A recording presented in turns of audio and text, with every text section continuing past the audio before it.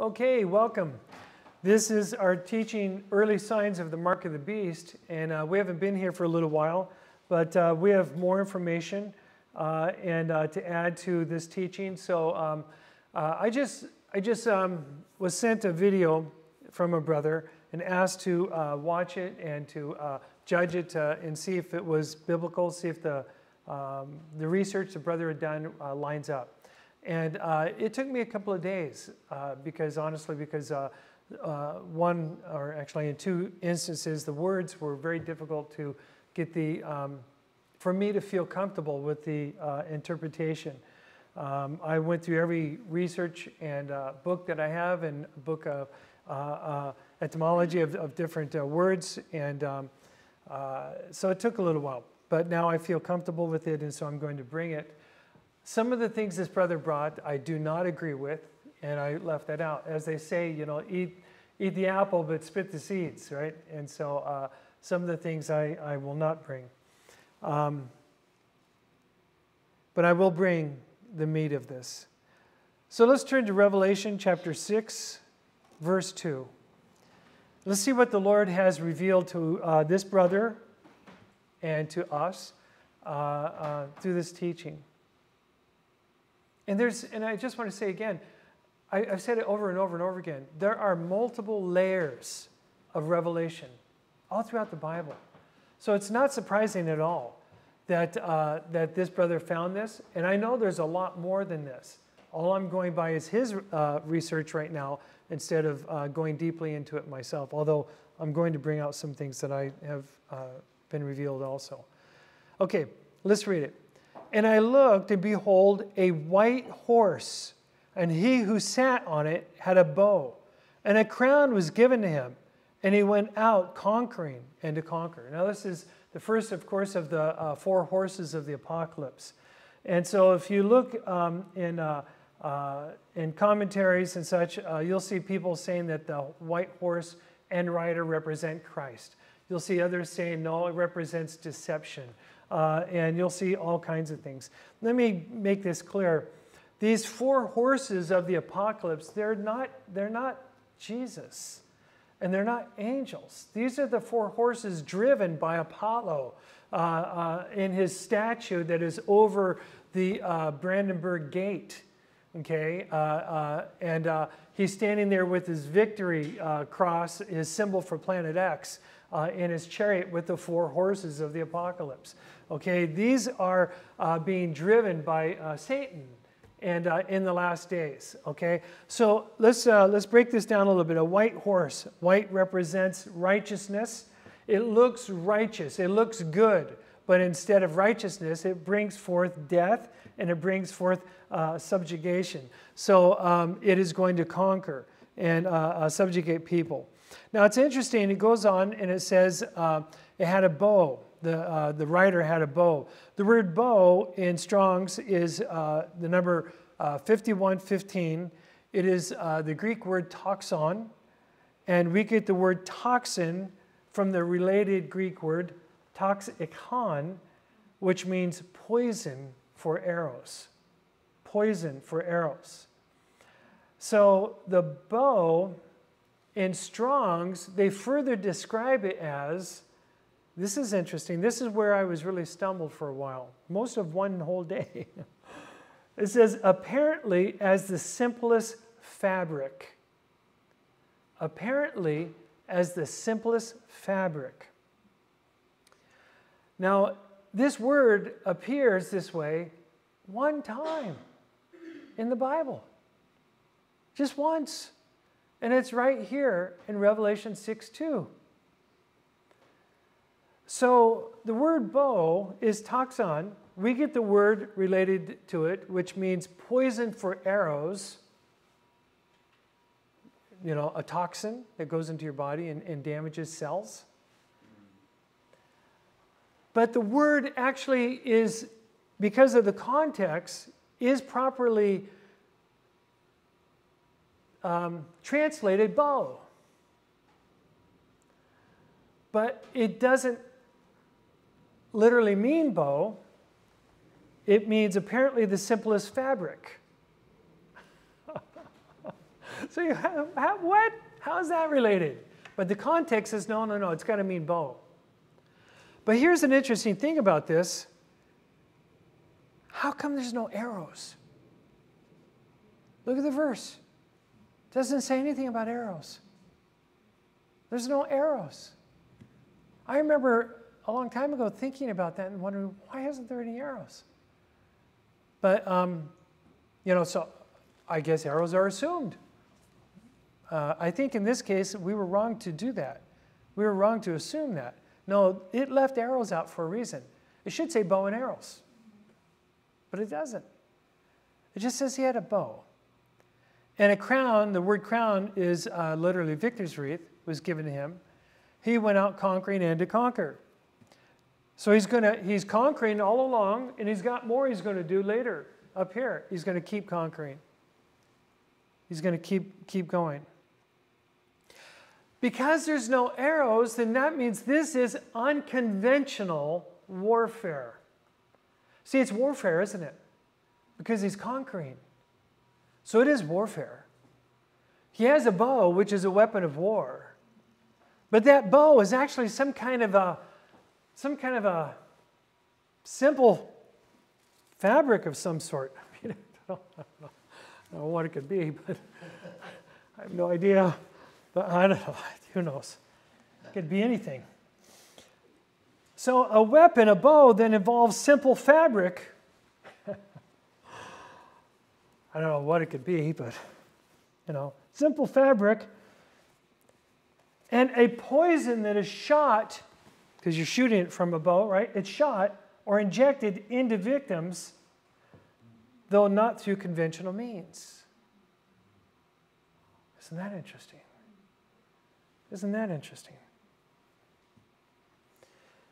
Through this attack, this righteous-looking writer, like he's doing some good thing, he's doing a good deed, he's only here to help. He brings death and subjugation, but it's only for a short time.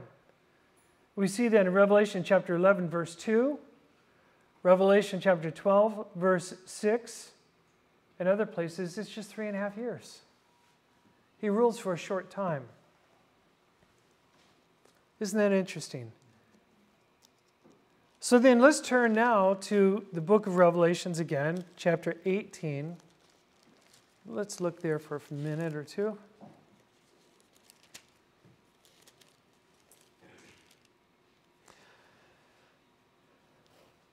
Chapter 18, verse 23. Actually, I'm reading from my NAS. It says, "And the light of a lamp will not shine in you any longer." This is talking about Babylon the Great. "And the voice of the bridegroom and bride will not be heard in you any longer. For your merchants were the great men of the earth, because all the nations were deceived by your sorceries." So this is very interesting. The word merchant here in Strong's is Strong's number 1713. It means literally one on a journey, and that's by Thayer. Strong's number 1713, but Thayer has a much more in-depth definition. And so look at Thayer's Greek word concordance, and you'll see it there. One on a journey. Okay? Sorcery is Strong's number 5331. It's the Greek word pharmakia, and according to Thayer's, it is the use or the administering of drugs. It's the use or the administering of drugs. We get the word pharmacy from it. So literally what the verse is saying is they're going to deceive the world by traveling around the earth pushing drugs that will cause deception. Isn't that incredible? The same thing, really, that Revelation 6:2 was saying. They look righteous. It's a white horse. We're only here to help. Come get your vaccination. We're only here to help. I didn't say that. Come get your medicine. We're only here to help. I'm not used to, I'm still not used to, I'm an old guy, so I'm not real used to in America that you have a system now that is literally, censoring, your talk. I didn't grow up that way. I was in the old America, which was free, where we had freedom. Revelation chapter 13, verse 16, let's go there. 16 through 18, it says this, and he, that is the false prophet, causes all the small and the great, the rich and the poor, and the freemen and the slaves, to be given a mark on their right hand or on their forehead. And he provides that no one should be able to buy or to sell except the one who has the mark, either the name of the beast or the number of his name. Here is wisdom. Let him who has understanding calculate the number of the beast, for the number is that of a man, and his number is 666. 666.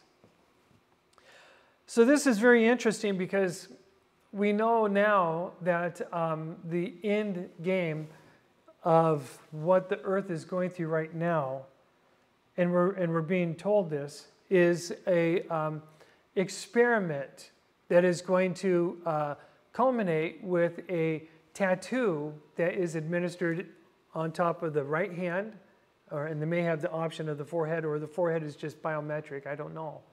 And it'll be a 12-needle injection, and it's with a ink that glows under UV light. The name of the patent for the ink for the injection, it's a tattoo, is Luciferase, meaning light-bearing or light-bearer, because Lucifer means light-bearer. And this is on the U.S. patent.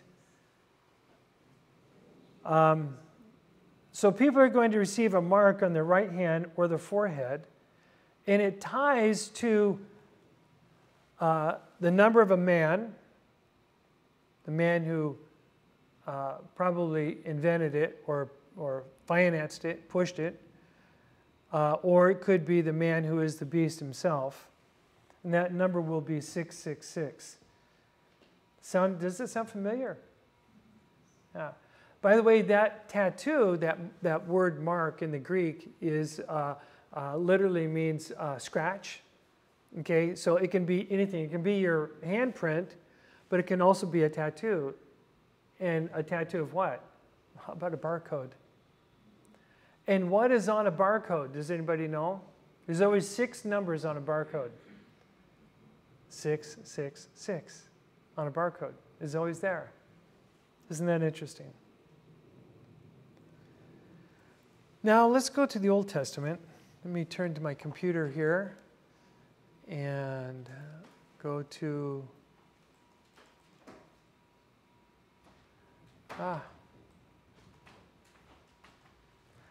Book of Isaiah, chapter 25. And verse 7. Now I'm going to read from Rotherham's. And it says, and he will swallow up in this mountain, that is the mountain of the Lord, that's at the second coming. It's speaking of Christ. He will swallow up in this mountain the mask of the veil that is upon all peoples, and the web that is woven over all nations.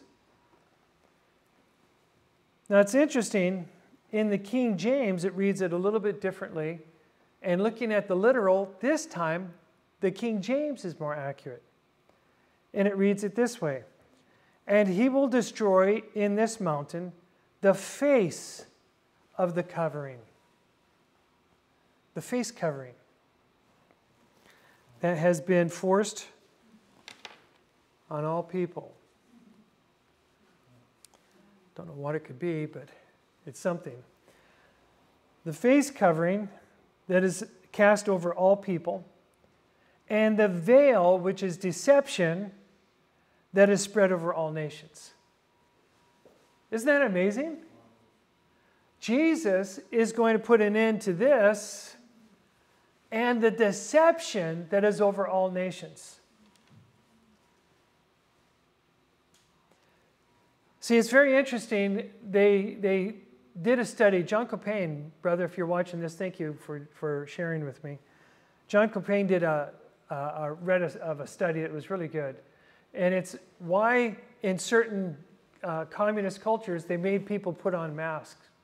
And why the Muslims insist on people, especially women, wearing masks. You know why? Because psychologically, it causes people to feel and to, if they truly submit to it, to feel like they have subjugated themselves to the authority.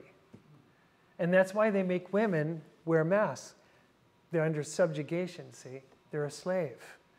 And so psychologically, it causes people to submit to the authority. It's amazing when you look right at some of the boxes of masks that we have. It says right on the box, not for viruses. It won't stop viruses. They admit it. And yet, they say anything on your face is okay. You can come in with just a scarf. It doesn't matter. Anything. Why? The point isn't trying to stop a virus, because it doesn't. It goes right through an N95. The point is to make you begin psychologically to give in and subjugate yourself to the system. And Fauci has said that these masks are going to be required from here on out. He said there's no end. Now, individual states are going, you get,